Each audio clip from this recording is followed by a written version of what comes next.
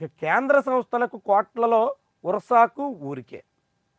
ఇందాక మనం మాట్లాడుకున్నాం అమరావతిలో కేంద్ర ప్రభుత్వ రంగ సంస్థలు 41 సంస్థల కోసం 300 ఎకరాల పైబడినటువంటి భూమిని ఆంధ్రప్రదేశ్ రాష్ట్ర ప్రభుత్వం కేటాయించింది.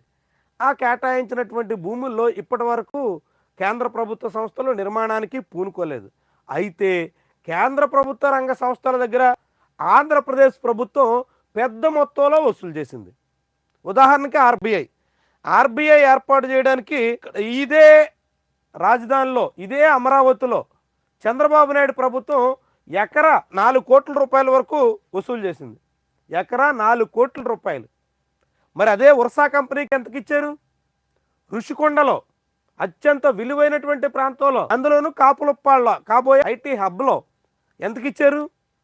మరి కేంద్ర ప్రభుత్వ రంగ సంస్థలు హడ్కోకి ఎకరం 4 కోట్లకి, రైల్టెల్ కార్పొరేషన్ ఆఫ్ ఇండియాకి 60 సెంట్లు 4 కోట్లకి, రైల్ ఇండియా టెక్నికల్ ఎకనామిక్ సర్వేకి ఎకరం 4 కోట్లకి, సిండికేట్ బ్యాంక్కి ఎకరా 30 సెంట్లు 4 కోట్లకి, వీళ్ళందరికీ ఎకరా 4 కోట్ల చొప్పున ఇచ్చి మరి ఆ ఉర్సా లాంటి అనామక సూట్ కేస్ కంపెనీలు అనేటువంటి ఆరోపణలు ఉన్నటువంటి సంస్థలకి ఇంత పెద్ద మొత్తానికి ఎందుకు ఇచ్చారు?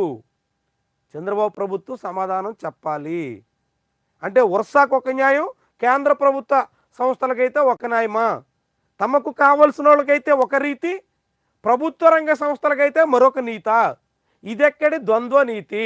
చంద్రబాబు సమాధానం చెప్పాల్సినటువంటి విషయం. ఎందుకంటే ఊరు పేరు లేని ఉర్సాకు విశాఖలో అత్యంత కారు చౌకగా ఎకరా 99 పైసలకే ఇచ్చారు అని సాక్షి రాస్తుంది.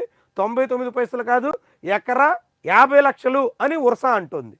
50 లక్షల 90 పైసల ఎంత అయినప్పటికీ కూడా అలాంటి అనామక కంపెనీ, ఎందుకంటే దేశంలో అడ్రస్ కూడా లేనటువంటి కంపెనీ, ఒక అపార్ట్మెంట్లోని ఒక చిన్న ప్లాట్లో రిజిస్ట్రేషన్ చేయించేసి ఆ పేరుతో ఇంత పెద్ద భూములు కొల్లగొట్టేటువంటి స్కెచ్ చేసినటువంటి కంపెనీకి ఇంత చౌకగా భూములు ఇవ్వడం అనేది చాలా చాలా విడ్డూరమైనటువంటి వ్యవహారం. 3,000 కోట్ల రూపాయలకు పైగా విలువ చేసేటువంటి భూములను అనామక సంస్థ కట్టబెడుతూ క్యాబినెట్ ఆమోదం.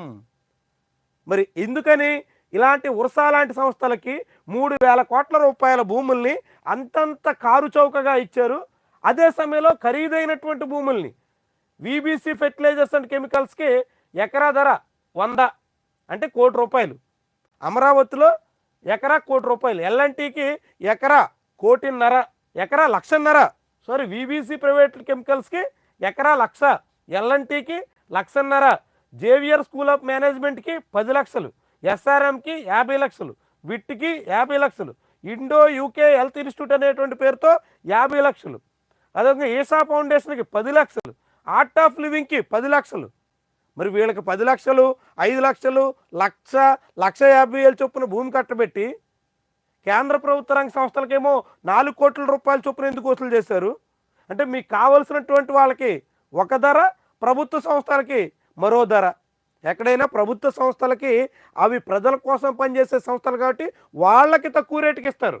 చంద్రబాబు రివర్స్, తనకు కావాల్సినటువంటి వాళ్ళకేమో 1,00,000, 10 లక్షలు, 1,50,000 ఇట్లా ఎకరం కట్టబెట్టారు.